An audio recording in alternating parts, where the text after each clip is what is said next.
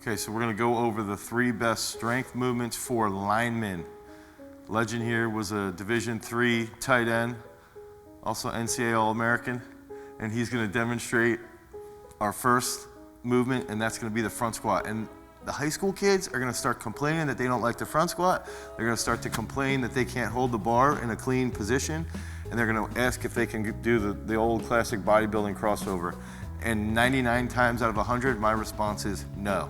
Make them open up their wrists, make them open up their lats and their triceps, make them get comfortable with having that bar sitting in the right receiving position of a clean so that we can carry over the strength from the front squat into the catch on the clean, and that's gonna make your life a lot easier as a football coach. So Legend showed me that front squat position. Legend likes his grip a little bit wider than I would recommend, but he's got pretty good mobility in his shoulder girdle. And so what I want to see is from a lineman perspective is that his feet are going to be almost exactly the same width that they would be when he's getting into his 3-point stance. He's going to do a 2 to 3 second eccentric portion. He's going to hit the bottom and he's going to think fast out of the hole. So he's going to have a nice controlled position and then up fast. Good. So he's going to learn how to use his stretch reflex. Okay, give me 2 more. Drive those elbows up, tight gut. Good. 1 more. Up fast, good. So the biggest thing here is that what we want to see with linemen, you can rack that if you want, with linemen is that they are capable of hitting that full depth, they're capable of hitting the full range of motion, and then they're able to accelerate out of the bottom position. Because if a lineman is in their 3-point stance, they are at a very, very severe knee flexion joint angles. They need to be able to produce a large amount of force from a very deep position. And if we have good dorsiflexion, they're able to allow their knees to travel forward. And if you can put the image of a lineman in your head, of that lineman getting into the 3-point stance, their knees are in front of their toes. Now their heels are going to be up when they're in their 3-point stance, but when they're squatting, we want those heels to stay stable on the ground, and that's where doing important mobility work comes into play. But again, if we can remember, if he can squat as deep as he was just squatting, the hips will be lower. Low man always wins on the football field. So let's go into back squat, and it's a back squat with a double bounce, and I'll explain what that means here. So we're going to go deep, boop, boop, back up. Real short bounce.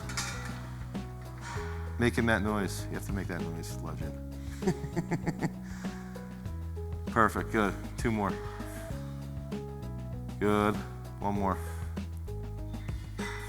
Good. So what ends up happening is that when the football player gets to that deep position, on that second bounce, their body improves its mobility, it gets a little bit deeper, and when it gets a little bit deeper, it signals to recruit a little bit more motor units, and then they accelerate out of the bottom. So they're improving their mobility, they're improving their flexibility, they're improving their stability in their trunk, in their back, and they're staying a little bit more upright, and then they're recruiting more motor units coming out of the hole, so they're a little bit faster with that second bounce. Oftentimes you'll see guys that are hitting world record cleans and they'll hit a double bounce, and the reason why they hit that double bounce, and they don't understand why.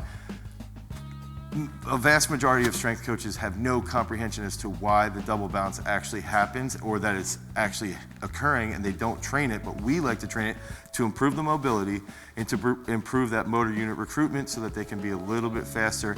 And then because the motor unit recruitment is higher, they are able to imprint that more mobile position better than they would have without the double bounce. So let's get the box. Now we're going to go to our third strength movement, and that's going to be sitting on the box and actually pausing on the box and then coming up. I like to do these with a front squat or back squat grip. We're going to demonstrate with the back squat because I want to have some key points here. Same stance, almost exactly the same position he'd be in if he was in a 3-point. He's going to sit, pause on the box, drive up fast. Sit back a little bit. Ooh, up fast. Good. 2 more. Up fast, good, 1 more. And so when he's pulling forward, when he's pulling off of that box, that's his hamstrings working to pull his body forward off the box. He's gonna get a slight lean, a very slight lean, but what I wanna see here is because it's a dead stop, there's a nice, easy sit and drive up fast. So it's gonna teach him to be in a static position, deep almost as deep as he is in the hole and to accelerate off that box as quickly as he can. That's going to improve his jumping power. It's going to improve him coming out of his three-point stance, and it's going to improve his positions as well. Now, one thing that you've got to keep in mind is that when you sit on the box, you're not smashing on the box. It's a nice controlled eccentric up fast, and those key points with these squats are what's going to transfer very well for an offensive lineman or a defensive lineman.